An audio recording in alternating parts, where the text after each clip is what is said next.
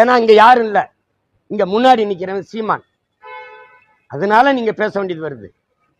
நடுங்குறீங்க, என்னை பார்த்து என்னை எதிர்கொள்ள முடியல. நான் எடுத்து வைக்கிற அரசியலுக்கு தான் பதில். இதே காங்கிரஸ் கம்யூனிஸ்ட் கட்சி ஒரு உண்ணி மாதிரி இந்த ரத்தத்தை, இந்த திராவிட பன்னிகளின் ரத்தத்தை குடிச்சு நிக்கிறீங்க. பேச என்ன தகுதி வச்சிருக்கீங்க? என்ன தகுதி வச்சிருக்கிறீங்க? மும்மொழி கொள்கையில காங்கிரஸ் கம்யூனிஸ்ட் நிலைப்பாடு என்ன? புதிய கல்விக் கொள்கையில உங்களுடைய கல்வி, உங்களுக்கு நிலைப்பாடு என்ன? ஏற்கிறீர்களா எதிர்க்கிறீர்களா? உங்களுக்கு என்ன நிலைப்பாடு இருக்கு? அங்க கருத்து என்ன இருக்கு? கச்சத்தீவு மீட்புல, காவிரி நதிநீர் உரிமையில, முல்லை பெரியாற்று நதிநீர் உரிமையில உங்க நிலைப்பாடு.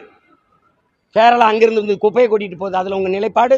மலைகளை எல்லாம் வெட்டி கல்குவாரி கற்களா ஏத்துறதுல உங்க நிலைப்பாடு எதுவுமே இல்லை. தேசியனங்களின் உரிமைக்கு நிக்காதவன் கம்யூனிஸ்டே இல்லை. நீ கம்யூனிஸ்டே இல்லை, உனக்கு கருத்து எங்க இருக்குது?